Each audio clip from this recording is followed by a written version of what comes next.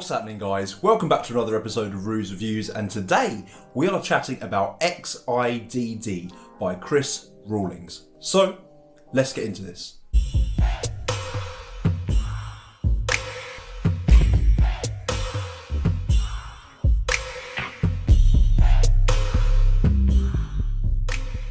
So, before I start, I should say that today's sponsor is Brown Bear Leather Goods. You can find their Instagram just here. Brown Bear Leather Goods are a company based out in Dubai that specialise in handmade leather personalised items for magicians. Here you're able to see my purple and yellow coin purse. I currently use it to keep one of my Akito boxes in. I currently have the same in blue. The colourways are stunning. You can find the link to their website through their Instagram, which is below, or via their Etsy shop, which I will link in the descriptions. Keep an eye on them because they will have some amazing stuff coming out in the future. So, what is XIDD?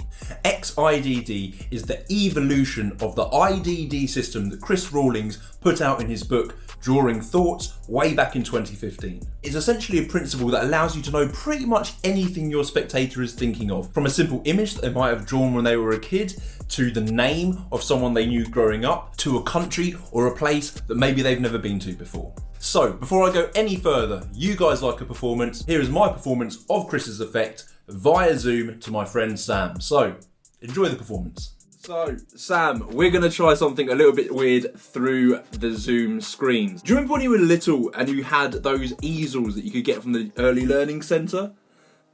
Right, yeah. They're really bad. They were just sort of like these really cheap chalk easels, but I always just used to have an obsession with just drawing random stuff on these chalk easels. I mean, usually it was just but if it wasn't that, it was something a little bit more intricate. And those sort of drawings always just take me back to my childhood, just those sort of random sort of ideas that you can just go up and just write on a teacher's drawing board or write on your easel at home. So, I want you to regress back to when you were slightly younger, okay? Do you have a pen and a piece of paper or a card with you?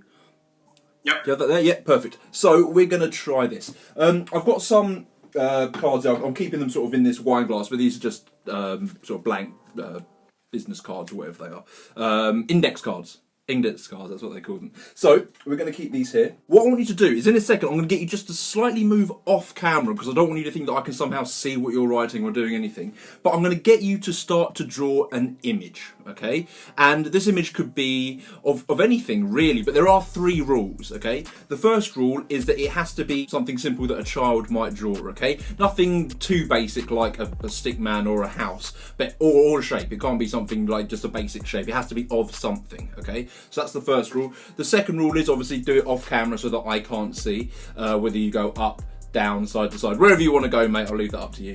And the third rule is obviously don't draw that that I mentioned earlier because that'd be pointless. So I will let you go off and do that now and let me know when you're done. Alright, cool.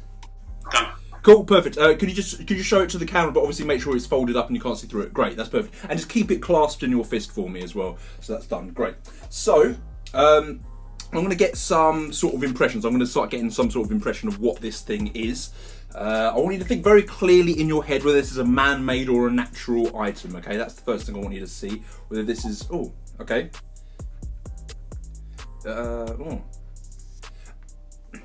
You said you weren't very good at drawing, but I think you've added a little bit of extra detail in the top part. Does that make sense? Just a little... Yeah, maybe. Yeah? How many... let me... see, my drawing is even worse than yours, I think. Here we go. Okay, right, okay. I'm going to go with that. I'm going to commit to that. I don't want you to see what this is, okay? I'm going to place it into this stack here so that it's locked in place and it doesn't move and this stays inside the wine glass here, okay? You can see the wine glass, right? Perfect. Yeah. So, Sam, I can't change my mind. The decision is made. But for everybody at home and anybody watching this, I just want you to open up that piece of paper, that card in your hand, and just show the camera exactly what it was that you drew. A dog? Oh man, I thought that was a party hat from the right angle.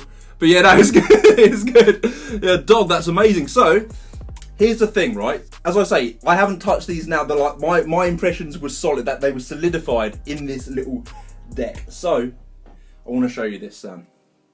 Out of every single thing here, if I go through, I want you to see every single one apart from one thing that I drew. Did you see that? A nice little dog. I mean, to be fair, I sort of went for a bicycle body, but to show yours up to the camera. Show yours up to the camera. I think we got the right ears. That's what I was going for. That's great. That's awesome. Cheers, dude. Nice one, man. Thank you. Thanks for your help. That's really cool.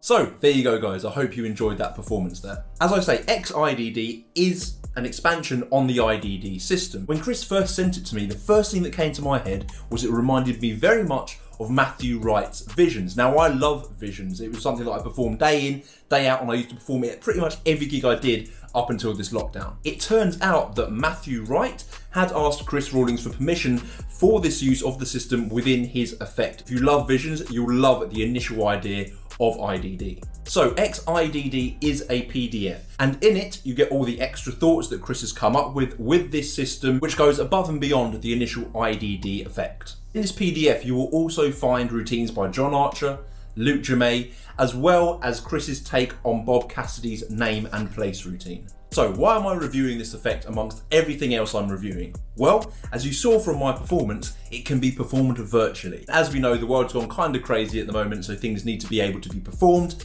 virtually, remotely, via Zoom or Skype. What I love is even in the real world, the spectator can go into another room to draw their image, to get their impressions, whatever they want, they go into another room to do it. The way that this utility is devised looks so natural, looks so inconspicuous that it just flies by and people literally have no idea what's going on. You'll be pleased to know that XIDD, or the IDD principle, requires no memory work and no counting. It is really that clean. So the first routine in this PDF is called Digital Drawing Mystery. This is a test conditions version of IDD, and what it does is it allows you to get certain things into the spectator's hands, like your business card. You can send them this card right from the start. It's a very nice, very simplistic routine, but at the end of the day, what you get is a phenomenal reaction from the spectators. You can't not, because everything is under test conditions. The second routine is called an imagined image. In this routine, the spectator literally thinks of the image. They don't have to write anything down, they don't have to draw anything, yet you get some sort of impression, you jot that down and it matches exactly what they're thinking just in their heads. This is a very nice way of performing IDD if you're mix and mingling and you don't have room to carry lots and lots of spare cards with you. You might not get the same impact as the two drawings being shown, but there is still something psychologically that happens that spectators just cannot fathom. And I really, really like the versatility of this utility gimmick for that reason. So the third effect you also get in this PDF is a prediction. This is a star sign prediction, and as we know, predictions are a lot different to actual mind reading. What I like about this, and I've been using Pete Turner's star sign prediction for years, and to be fair, once that's memorized and that's in the bank. But what I love about this is Chris gives a beautiful justification for an open crib. This open crib can just be sat on top of the blank cards, used, ready for performance, and is completely justified in the course of the routine. And as I say, this is sort of like an evolvement of IDD, right? So what I really like here is Chris has adapted the setup of the gimmick for certain effects, this one being one of them. So with the standard IDD gimmick, you will have it set up one way. For this sort of routine, the gimmick doesn't need to be set up exactly how the original was, but what you get is a whole other way of performing this trick, which might suit you a bit better. The fourth routine is a name prediction. The way that Chris teaches this, he does it in the framing of a Zoom call or a virtual call. Basically, what he mentions is that you need to know the names of everybody in the call beforehand, before making up this utility gimmick and using it in this routine. What he then plays is a really cool game of virtual tag, where somebody tags someone on the Zoom screen and someone else until they end up on one person, and that person is the only name written down in this blank deck. It's a very, very cool way of performing this. I think what's great about this principle is the ideas that come with it. It's such a simple idea to follow, but as soon as I got it, I was messaging Chris going, what if I could do this? What if I could do that? And all these ideas are just flowing, and it was really great for creativity in this process. With a utility such as this, you're literally only limited to your imagination, and I think Chris really explores it in this PDF. And the last and final routine is Chris's take on Bob Cassidy's name and place. Now, if any of you know me, if you've seen my Razor wallet review, and if you haven't seen that, you can find that here as well. If you haven't seen that yet, go check it out after this. You'll know that in that wallet, I carry Mark Paul's version of name and place. It's my favourite, almost seemingly impromptu version of this effect. What Chris has done here is he's made me want to try it another way. Yeah, that rarely happens, honestly. Normally I look at stuff and go, no, I'm going to stick to my version. This has made me want to change how I perform one of my favourite effects. And to be honest with you, kudos. That alone is worth the PDF for me. If something can do that for your magic or your performance, that alone is worth the price of the item. Now this brings me on to my last and final point.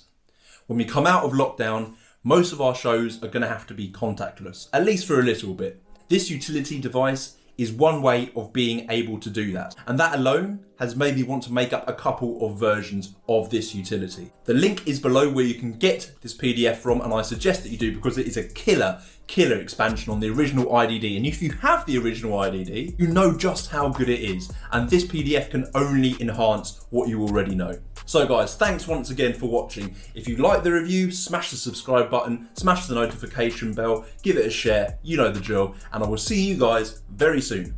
Ciao.